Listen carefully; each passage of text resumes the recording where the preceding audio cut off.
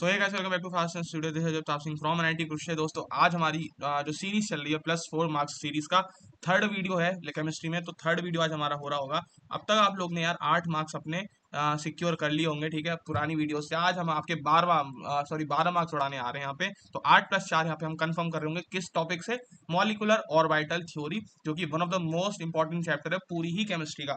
ठीक है, चैप्टर तो नहीं कहूंगा, सब टॉपिक है पूरी केमिस्ट्री का। तो इसको आज हमें कंप्लीट करना है। शॉर्ट ट्रिक्स बताऊंगा अपनी, जो मैं जिससे मैं प्रिपरेशन करी थी और जिससे मैं क्वेश्चन एक एक दो दो सेकंड में करके आता था। ठीक है, तो ये मेरा इंस्टाग्राम, अगर आपको फॉलो करना है अजय, ये मेरा हैंडल दिया है AJ Singh 696969, तो उसको फॉलो कर लेना और वहाँ पे हम बातें कर सकते हैं। तो let's dive straight in video, लेकिन उससे पहले थोड़ा सा अनअकैडमी के बारे में जान लेते हैं दोस्तों। ठीक है, तो अनअकैडमी तुम्हारे लेके आया है all India mock test series, जो कि जून 5 से स्टार्ट है, यानी कि आज से स्टार्ट हो गई है। तुम लोग को जल्दी से जाके एनरोल कर लेना है, उसको डिस्क्रिप्शन में उसकी लिंक मिली होगी तुमको। ठीक है, और STUD10 का अगर तुम कोड का यूज कर रहे होगे तो तुम्हारे मजे ही मजे आ जाएंगे। जाके जल्दी से ज्वाइन कर लो, तुम्हें ऑफर देखने को मिल रहा होगा। और भैया ये लेना क्यों है हमको, हम क्यों लें इस टेस्ट सीरीज को, क्योंकि यार ये तुम एक ऑल इंडिया लेवल पे कंपीट कर पाओगे इस टेस्ट सीरीज के थ्रू। ठीक है, सबसे इंपॉर्टेंट बात इसमें जो टॉप टीचर्स है अनअकैडमी पे, उन्होंने पूरे पूरे क्वेश्चन को क्यूरेट करा है according to latest JEE mains pattern. एक और अच्छी बात है इसमें आपके लिए कि इसमें एक टेस्ट रिपोर्ट भी आपको हर टेस्ट के बाद मिलेगी। एनालिसिस करना टेस्ट में 100% बहुत ज्यादा जरूरी होता है, तो वो भी आपके लिए बहुत इंपॉर्टेंट चीज रहेगी इसमें। प्लस अगर आप एक अच्छा स्कोर लाते हो तो आपको 90% तक स्कॉलरशिप मिल सकती है। तो ऐसे 200 बच्चे होंगे इनको स्कॉलरशिप भी मिल रही होगी। तो अगर आखिरी बूस्ट चाहते हो अपने प्रिपरेशन में, तो जाके एनरोल कर लो इस टेस्ट सीरीज में। डिस्क्रिप्शन में लिंक मिली होगी। STUD10 कोड का यूज करोगे तो तुम्हें एडिशनल ऑफर्स देखने को मिल रहे होंगे। और ध्यान से यार, आज आखिरी डेट है और 2 से लेकर 5 बजे तक डेली आपका एक पेपर हुआ करेगा। तो आज आखिरी डेट है, जल्दी से जाके इसमें एनरोल कर लो। ठीक है, तो यहाँ पे हम डिस्कशन खत्म करते हैं अकेडमी के बारे में, हम वापस अपने चैप्टर पे आ जाते हैं। ठीक है, तो मेरा यहाँ पे बातें बातें हो गई। आज और लेट्स स्टार्ट द वीडियो। और आज का जो हमारा पहला टॉपिक है MOT। MOT क्या होता है यार? Molecular orbital theory. तो आज हम इसको पढ़ रहे होंगे। तो सबसे पहले यार देखो, मैं तुमको 5-6 स्लाइड्स पढ़ा रहा हूँ जिसकी तुम्हें कोई भी जरूरत नहीं है, सिर्फ और सिर्फ बेसिक ओवरव्यू दे रहा हूँ, मैं तुमको दे रहा हूँ। उसके बाद मैं तुमको एक टेबल लेके आऊंगा, एक ट्रिक लेके आऊंगा, जिससे तुम दुनिया भर के सारे क्वेश्चन कर सकते हो जेईई मेंस के। और वैसे ही क्वेश्चन आ रहे होते हैं आपके जेईई मेंस में भी। ठीक है, तो अभी फिलहाल एक बार ओवरव्यू ले लो मेरे से। क्या होता है देखो, मॉलिक्यूलर ऑर्बिटल थ्योरी क्या स्टेट करती है, जब भी दो मॉलिक्यूल मान लो ओ, ठीक है, और इधर से भी एक और एक मॉलिक्यूल तो नहीं, एक एटम आता है। अगर O और O, ऑक्सीजन के एक एक एटम आके जुड़ते हैं, मॉलिक्यूल बनाते हैं O2। ठीक है, तो जो उनके जो एटॉमिक ऑर्बिटल्स होते हैं ना, ऑर्बिटल्स का मतलब सबको पता ही होगा, तो उनके एटॉमिक ऑर्बिटल्स होते हैं, जब वो मॉलिक्यूल फॉर्मेशन होता है तो वो एक ऑर्बिटल में कन्वर्ट हो जाते हैं, जिनको हम मॉलिक्यूलर ऑर्बिटल्स कहते हैं। ठीक है, तो ये तो बेसिक सा उसका स्टेटमेंट है कि दो एटम आते हैं अपने एटॉमिक ऑर्बिटल्स लेके, जब मॉलिक्यूल फॉर्म होता है तो वो दोनों एटॉमिक ऑर्बिटल्स मॉलिक्यूलर ऑर्बिटल में कन्वर्ट हो जाते हैं, जिनका कॉन्फ़िगरेशन अलग तरीके से लिख सकते हैं। कैसे लिख सकते हैं कॉन्फ़िगरेशन, देख लेते हैं भैया। मान लो O2 मॉलिक्यूल है, उसका हम इलेक्ट्रॉन की कॉन्फ़िगरेशन कैसे लिख सकते हैं, क्योंकि आपने बोला कि कॉन्फ़िगरेशन चेंज हो जाता है, लिखने का तरीका चेंज हो जाता है। देख लो, अगर आपके मॉलिक्यूल में O2 है, जैसे O2 में, ठीक है, O2 में तो 16 इलेक्ट्रॉन है। अगर आपके पास ऐसा कोई मॉलिक्यूल है जिसके 14 से कम इलेक्ट्रॉन है, तो आप कॉन्फ़िगरेशन उसका ऐसे लिखोगे, sigma 1s, sigma star 1s, 2s, sigma star 2s, पाई 2x, ये सब आपका हो गया। इसको हम देखना भी नहीं चाहेंगे। ठीक है, एक बार आपको मैं फिल करके बता दूंगा कैसे पढ़ते हैं। ठीक है, और भैया एक बात बताओ, आपने स्टार क्यों लगा रखा है? ये तो चलो ठीक है, सिग्मा 1s। इसके बाद सिग्मा स्टार का क्या मतलब है? यहाँ पे भी स्टार है, यहाँ पे भी स्टार है। तो स्टार का मतलब होता है electron in anti bonding molecular orbital. ठीक है, एंटी बॉन्डिंग मॉलिक्यूलर ऑर्बिटल्स। ठीक है, स्टार का मतलब क्या होता है, जो आपकी जो ऑर्बिटल है वो है एंटी बॉन्डिंग। एंटी बॉन्डिंग कौन सी होती है भैया? तो एंटी बॉन्डिंग वो ऑर्बिटल्स होती है जिसमें अगर इलेक्ट्रॉन जाता है तो मॉलिक्यूल की स्टेबिलिटी कम हो रही होती है। ठीक है, मॉलिक्यूल की स्टेबिलिटी कम हो रही होती है। आपको सारे रिजल्ट याद रखने हैं। इलेक्ट्रॉन अगर एटॉम एंटी बॉन्डिंग ऑर्बिटल में एंटर करता है तो वो मॉलिक्यूल की स्टेबिलिटी घटा रहा होता है। तो इस तरह से आप इलेक्ट्रॉन डिस्ट्रीब्यूट करोगे, इस ऑर्बिटल में दो, इस वाले में दो, इसमें दो, इसमें दो, इसमें दो, ऐसे दो दो दो करके आप इलेक्ट्रॉन्स को डिस्ट्रीब्यूट कर रहे होगे लेस देन 14 इलेक्ट्रॉन के लिए। अब आते हैं ग्रेटर देन 14 इलेक्ट्रॉन के लिए, क्या होगा भैया?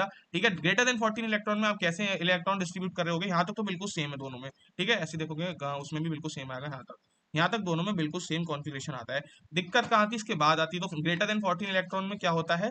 2pz पहले आ जाता है, पाई 2px, पाई 2py, उसके बाद pi star 2px, pi star 2py और सिग्मा स्टार 2pz आ जाता है। तो भैया ये मेरे को कुछ समझ नहीं आ रहा है, मैं क्या करूँ? ये सब आपने क्या बोल दिया? मैं देखो आपको समझा दे रहा हूँ, क्योंकि बच्चे कहेंगे भैया आपने कुछ टॉपिक का समझाया नहीं, सीधा ट्रिक बता दी। एक बार फिर भी टॉपिक का ओवरव्यू ले लेते हैं, आपको किसी इसकी कुछ भी जरूरत नहीं पड़ेगी आगे चल के। तो मैं आपको ट्रिक बता रहा हूँ, तो पूरी वीडियो में बने रहना। अभी ओवरव्यू ले लो, सब होता क्या है। चलो भैया, ये सब तो आपने बता दिया। भाई बताओ, O2 मॉलिक्यूल, अगर आप मॉलिक्यूल बना रहे हैं दो एटम होके, तो 16 उसमें इलेक्ट्रॉन हो, इसको कैसे फिल करोगे आप? फिल करना तो मैं बता देते हैं। देखो, आपके पास सिग्मा, जो मैंने ये सेम टू सेम, ये सेम टू सेम, ठीक है, ये सेम टू सेम चीज यहाँ नीचे लिख दिया। ठीक है, यहाँ नीचे लिख दिया। इसमें आपको मैं फिल करके बताता हूँ कैसे आप इलेक्ट्रॉन फिल कर सकते हो। ये कॉन्फ़िगरेशन है। ठीक है, O2 में 16 मॉलिक्यूल्स है, सॉरी 16 इलेक्ट्रॉन्स है। तो सबसे पहले हम दो डालेंगे 1s में, ठीक है। उसके बाद हम 2 डालेंगे सिग्मा 1 स्टार में, स्टार मतलब एंटी बॉन्डिंग में, तो अभी तक हमने 4 इलेक्ट्रॉन फिल कर दिए। ऐसे 2s में 2 डालेंगे, उसके बाद स्टार 2x में 2 डालेंगे, तो अब तक हमने 8 फिल कर दिए। सिग्मा 2p z में हम 2 डालेंगे, ठीक है, 2 इलेक्ट्रॉन हमने यहाँ पे भी भर दिए जब आप कॉन्फ़िगरेशन फिल कर रहे होगे। अब आ जाते हैं पाई 2px और पाई 2py। ये इक्वल टू का क्या मतलब है, इसका ये मतलब है इन दोनों ऑर्बिटल पाई 2px और पाई 2py की एनर्जी लेवल बिल्कुल सेम है। तो अगर आप इलेक्ट्रॉन बांट रहे होगे तो आपको एक एक करके दोनों में इलेक्ट्रॉन बांटना होगा। ऐसा नहीं कर सकते कि आप 2 इलेक्ट्रॉन इसमें बांट दिए उसके बाद 2 इलेक्ट्रॉन इसमें बांट रहे हो, ऐसा आप बिल्कुल नहीं कर सकते। अगर आपके पास एक इलेक्ट्रॉन है तो आप रैंडमली किसमें भी डाल दो। मान लो अभी हमारे कितने हो गए, ये हाँ 10 इलेक्ट्रॉन हो गए, 11वां इलेक्ट्रॉन आप कहीं भी डाल दो, या तो पाई 2px में डाल दो या पाई 2py में डाल दो, कहीं भी डाल दो। मान लिया हमने पाई 2px में एक इलेक्ट्रॉन अभी भर दिया, ठीक है। अब 12वां इलेक्ट्रॉन आप किस में डालोगे, पाई 2p में। आप पाई 2px में नहीं डाल सकते क्योंकि दोनों का एनर्जी लेवल बिल्कुल सेम है, हमें इक्वली समझ के उनको डिस्ट्रीब्यूट करना होगा। अब जब आपका अगला इलेक्ट्रॉन आएगा तो आप इसमें एक और डालोगे, +1 कर दोगे। फिर अब जब अगला इलेक्ट्रॉन आएगा तो आप इसमें फिर से +1 कर दोगे। तो दो दो इलेक्ट्रॉन यहाँ पे चलेगा, दो से ज्यादा एक ऑर्बिटल नहीं ले सकती है। उसके बाद हम आते हैं सिग्मा स्टार 2px में, आपको दिख रहा होगा यहाँ भी इक्वल टू साइन है, यानी कि आपको यहाँ पे भी एक एक करके बांटना होगा, ठीक है। एक यहाँ बांटा, फिर एक यहाँ बांटा, फिर एक और यहाँ बांटा, फिर एक और यहाँ बांटा। तो कितने आपके इलेक्ट्रॉन आ गए यहाँ पे, 8 9 10 11 12 13 14 15 16 18 बांट दिए, ठीक है। 18 बांट दिए, इतने तो इलेक्ट्रॉन भी नहीं है, ठीक है। इतने तो इलेक्ट्रॉन भी नहीं, 16 इलेक्ट्रन है, 16 इलेक्ट्रॉन है। अब तक हमारे 14 हो गए, तो एक हम इसको देंगे, एक हम इसको देंगे। तो ये आपकी कॉन्फ़िगरेशन लिखने का तरीका हो गया, दो दो दो दो दो और एक देख रहे होगे, दो दो आ रहे हैं अनपेयर्ड इलेक्ट्रॉन, 2 इलेक्ट्रॉन अनपेयर्ड आ रहे हैं यहाँ पे इस कॉन्फ़िगरेशन के थ्रू।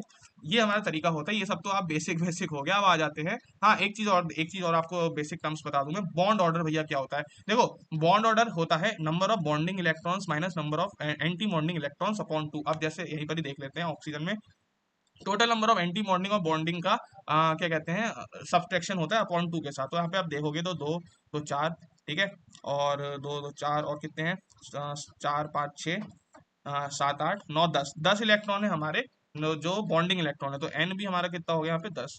और एंटी बॉन्डिंग अगर निकाले हम 2 2 4, ठीक है, और 4 5 6, 6 हमारा एंटी बॉन्डिंग हो गया। अपॉन में अगर हम 2 कर देंगे तो ये आपका बॉन्ड ऑर्डर निकल के इस तरह से आ जाएगा। यही बॉन्ड ऑर्डर की एक वैल्यू होती है। तो ये कितना आ रहा है भैया, 2 आ रहा है, हमारा ऑक्सीजन का बॉन्ड ऑर्डर 2 है, ठीक है, समझ गए भैया। बॉन्ड ऑर्डर भैया होता क्या है, अगर बॉन्ड ऑर्डर आपका ज्यादा आ रहा है तो उतनी ज्यादा उसकी स्टेबिलिटी होगी, और जितनी ज्यादा स्टेबिलिटी होगी मॉलिक्यूल्स इतने ही पास होंगे, उतने क्लोजली टाइट होंगे, और जितने ज्यादा क्लोजली टाइट होंगे उतनी ही कम बॉन्ड लेंथ होंगी, ठीक है। तो जितना ज्यादा बॉन्ड ऑर्डर, ठीक है, उतनी ज्यादा स्टेबिलिटी, उतनी वो पास होंगे। अगर पास है तो उनकी बॉन्ड लेंथ भी कम होगी, इसलिए inversely proportional to bond length आपका निकल के आता है। तो ये आपकी बात हो गई इसकी, ठीक है। एक और इंपॉर्टेंट पॉइंट आता है, अगर आपके पास इवन नंबर ऑफ इलेक्ट्रॉन है और तो वो भैया वो मॉलिक्यूल कहलाता है डायामैग्नेटिक। उसके पास ऑड नंबर ऑफ इलेक्ट्रॉन है तो वो कहलाता है पैरामैग्नेटिक, ठीक है। पैरामैग्नेटिक का क्या मतलब होता है, अनपेयर्ड इलेक्ट्रॉन्स, अनपेयर्ड इलेक्ट्रॉन से। और डायामैग्नेटिक का मतलब होता है पेयर्ड इलेक्ट्रॉन से। अब ये सारी बातें तो देखो हमारी हो गई ज्ञान फैलना, जो कि हर टीचर आपको ज्ञान फैल देता है। किसी बच्चे को अगर कुछ समझ नहीं आया तो उसको कोई दिक्कत की बात ही नहीं है अभी तक, ठीक है। बस मैंने बेसिक ओवरव्यू देखा है। अब जो हमारी ट्रिक आने वाली है जिससे सारे क्वेश्चन जेईई मेन से बन रहे होते हैं, आपको ऊपर घंटा फर्क नहीं पड़ना चाहिए कि ऊपर हुआ क्या है, आपसे बेसिक आपने ओवरव्यू ले लिया है। लेट्स कम टू द बाप ट्रिक, ठीक है। ये हमारी टेबल है, ठीक है। अगर कोई बच्चा पहली बार इस चैप्टर को खोल रहा है तो मैं कहूंगा भैया ये टेबल पढ़ जा। ये मैं एक स्टूडेंट पॉइंट ऑफ व्यू से बता रहा हूँ, क्योंकि इस टेबल के थ्रू आप सारे ही क्वेश्चन बना सकते हो, और दो दो तीन तीन क्वेश्चन भी आ जाते हैं केमिकल बॉन्डिंग से इसी कंसेप्ट पे, ठीक है। चलो क्वेश्चन भी आपको करके दिखाऊंगा, पीवाईक्यूज ही कराऊंगा आपको, तो चिंता मत मानो, ठीक है। भैया पहले तो टेबल बता दो उसका मतलब क्या है। पहले तो भैया यहाँ पे आपको देखना है 3 कॉलम बने, number of electrons, bond order और अनपेयर्ड इलेक्ट्रॉन्स के। यही काम आते हैं। आपसे क्वेश्चन में क्या पूछे, क्या देगा, आपके पास नंबर ऑफ इलेक्ट्रॉन्स होंगे, आपको उसका बॉन्ड ऑर्डर कैलकुलेट करना होगा, आपको उसका अनपेयर्ड इलेक्ट्रॉन कैलकुलेट करना होगा। अगर आप नॉर्मली देखें तो हमने आपको फॉर्मुला बताया था कि ऐसे करके कैलकुलेट होता है बॉन्ड ऑर्डर। अब अगर आप हर मॉलिक्यूल के लिए पूरी पूरी ये टेबल लिखोगे, पूरी पूरी डिस्ट्रीब्यूट करोगे इसके अंदर, उसके बाद ये वाला फॉर्मुला लगा के N B minus N A वाला फॉर्मुला लगा के अगर आप करोगे तो फिर भैया आपकी तो ऐसी तैसी हो जाएगी एग्जाम में। हमको कुछ भी ऐसा नहीं करना है, हमको बस ध्यान रखना है इस टेबल का। भैया इस टेबल को याद कैसे करें, पहले तो आपको नंबर ऑफ इलेक्ट्रॉन्स लिखने हैं 1 से लेकर 20 तक लिख लो, ठीक है, 1 से लेकर 20 तक लिख लो, ओके। नंबर ऑफ इलेक्ट्रॉन्स हमने लिख लिया। अब आते हैं बॉन्ड ऑर्डर भैया कैसे निकाले, आप ध्यान से देख रहे होगे, ठीक है। बॉन्ड ऑर्डर 0.5 से शुरू हुआ है, फिर 1 हो गया, फिर 0.5 हो गया, फिर 1 हो गया, फिर 0.5 हो गया, फिर 1 हो गया, फिर 0.5 हो गया, अप टू 10th नंबर वाले इलेक्ट्रॉन पे, यानी कि 10 इलेक्ट्रॉन तक यही चीज चलती रहती है। उसके बाद थोड़ा सा चेंज आता है इस टेबल में, क्या होता है 11 12 और 13 तक क्या होता है 0.5 बढ़ता रहता है, तो 0.5 बढ़ा दिया हमने 1.5 हो गया, फिर 1.5 फिर से 2 कर दिया, 2.5 हो गया, फिर 3 हो गया, तो 14 तक लिमिट रीच हो जाती बॉन्ड ऑर्डर की, इससे ज्यादा बॉन्ड ऑर्डर होता नहीं है, तो 3 तक हो गया, उसके बाद हम फिर से 2.5 घटाते हैं, 0.5 घटाते हैं अप टू कहां तक घटाते हैं 20 अनपेयर्ड इलेक्ट्रॉन्स तक। ठीक है, तो ये आपकी सिंपल सी टेबल होगा। भैया फिर से बताओ क्या बोला आपने, हम 1 से स्टार्ट करते हैं। देखो वैसे तो मोस्टली जो आपके क्वेश्चन आते हैं ना वो यहीं से आते हैं, मोस्टली क्वेश्चन जो आते हैं ना वो आपके आते हैं 10 से, तो आपको टेबल जो है यहीं से याद रखनी है, बहुत ही इजी टेबल है। 10 का अगर आपने 1 याद कर लिया बॉन्ड होता है, उसके बाद 1.5 बढ़ाते रहो अप टू 14, फिर 0.5 घटाते रहो अप टू 20, सिंपल सी बात है। कोई बच्चा इसको याद करना चाहे तो 1 सेकंड में याद कर सकता है, बाकी आप टेबल को एक बार फिर से देख लेना, इतनी आसान टेबल है। तो बॉन्ड ऑर्डर तो आप कैलकुलेट कर सकते हो अगर आपके पास अनपेड नंबर ऑफ इलेक्ट्रॉन्स आ जाए। अब देखो भैया अनपेड इलेक्ट्रॉन्स कैसे कैलकुलेट करेगा, अगर आप नॉर्मली देखोगे अनपेड इलेक्ट्रॉन्स कैसे कैलकुलेट होते हैं, जैसे मैंने आपको यहाँ पे एक एक करके आपको डिस्ट्रीब्यूट करे, एंड में हमारे 2 अनपेड निकल के आए। देखो ये एक अनपेड इलेक्ट्रॉन्स था, इसका भी कोई पेयर नहीं था, अगर यहाँ पे दो दो होते तो हम उसको पेयर्ड इलेक्ट्रॉन कहते, लेकिन ये दोनों अकेले बैठे हैं, तो ऐसा भैया हाँ हर क्वेश्चन में बना रहे होंगे, हर क्वेश्चन के लिए नहीं, हम नहीं कर रहे होंगे, हमें टेबल याद करनी है। टेबल कैसे है, 1 पे 1 है, उसके बाद 0, उसके बाद 1, उसके बाद 0, उसके बाद 1, उसके बाद 0, उसके बाद 1, दो यहाँ पे कह सकते हो एक्सेप्शन आते हैं, एक 10th नंबर पे और एक 16 नंबर पे, बस आपको दो एक्सेप्शन याद रखने हैं, एक 10th नंबर, एक 16, एक 10th, एक 16, एक 10th, एक 16। बाकियों में क्या होता है, बाकियों में देखोगे ऑड वाले जो होते हैं उनमें एक इलेक्ट्रॉन होता है, इवन वालों में 0 होता है, ऑड में एक और इवन में 0, ऑड में एक इवन में 0, ऑड में एक इवन में 0, बस एक 10th नंबर में 2 आ जाता है, 16 नंबर पे 2 आ जाता है। 16 नंबर को तो मैंने आपको ऊपर कैलकुलेट करके दिखाया, ऑक्सीजन में दो दो अनपेड इलेक्ट्रॉन आ रहे थे, सिंपल सी बात है, समझ गए बिल्कुल। नंबर ऑफ अनपेड इलेक्ट्रॉन निकालना सीख गए, बॉन्ड ऑर्डर निकालना सीख गए। अब देखो एग्जांपल कैसे इसको अप्लाई करते हैं पीवाईक्यूज में, ठीक है। ये आपका क्वेश्चन था 2016 का शायद क्वेश्चन है, C2 minus N2 minus O2 minus और O2, ठीक है, इसमें आपको निकालना है which of the following are diamagnetic and have the shortest bond length. ठीक है, अब मैंने आपको क्या बताया था, आपको जो बॉन्ड ऑर्डर होता है वो डायरेक्टली प्रोपोर्शनल टू स्टेबिलिटी होता है, ठीक है, और inversely proportional to bond length होता है, क्योंकि जितनी ज्यादा स्टेबिलिटी उतने पास इलेक्ट्रॉन आ जाएंगे और उसकी उतनी बॉन्ड लेंथ कम हो जाएगी पास में आके। ठीक है, ये आपको ध्यान रखना है। भैया बॉन्ड ऑर्डर कैसे निकालें यार, ये पूरा पूरा वो लिख दे क्या नाम है, पूरा कॉन्फ़िगरेशन लिख दे क्या, नहीं दोस्त, ऐसा नहीं करना है हमको। पहले तो C2 माइनस के नंबर ऑफ इलेक्ट्रॉन गिनने सीख रहे हो आप, ठीक है। एक कार्बन में 6 होते हैं, दूसरे कार्बन में 6 होंगे, प्लस उस पर 2 माइनस चार्ज, यानी कि 6 6 12 और प्लस 2 14, ठीक है, 12 plus 2 14 number of unpaired electrons इस पे आ जाएंगे। ठीक है, ऐसी अगर आप अगले किसकी बात करो अगला N2 माइनस की बात करो, तो नंबर ऑफ इलेक्ट्रॉन्स N2 में 7 7 14 और प्लस 2 14 प्लस 2 16 इलेक्ट्रॉन्स। तो अभी तो हमने 16 की कन्फिग्रेशन देखी, अभी ऑक्सीजन की आपके सामने मैंने निकाली थी, तो दो अनपेड इलेक्ट्रॉन्स इसके आते हैं, ठीक है, दो अनपेड इलेक्ट्रॉन्स इसके आते हैं, चलो बाद में लिखेंगे, कोई दिक्कत की बात नहीं है, बाद में लिखेंगे। बाकी अब उसके बाद हमारा आता है O2 माइनस। ऐसी O2 माइनस की अगर हम बात करें तो O2 माइनस में अगर कैलकुलेट करोगे तो आप निकल के आएंगे 18 इलेक्ट्रॉन्स, और ऐसी अगर आप O2 की बात करोगे O2 में निकल के आएंगे 16 इलेक्ट्रॉन्स वापस से। तो ये हमारा तरीका हो गया इलेक्ट्रॉन्स निकालने का। कैसे निकाला भैया, एक एक ऑक्सीजन में 8, दूसरे ऑक्सीजन में 8 हो गए तो यहाँ 16 हो गए, इस वाले में एक ऑक्सीजन में 8, दूसरे में 8 और 2 माइनस चार्ज था इसके ऊपर, तो इसलिए 18 हो गए। सिंपल सी बात है, ये तो आना ही चाहिए सबको। अब आपको देखना है भैया डायमैग्नेटिक कौन सा है, डायमैग्नेटिक बताओ मुझे इनमें से कौन सा है, डायमैग्नेटिक कौन से होते हैं, देख लेते हैं ऊपर ये रहा।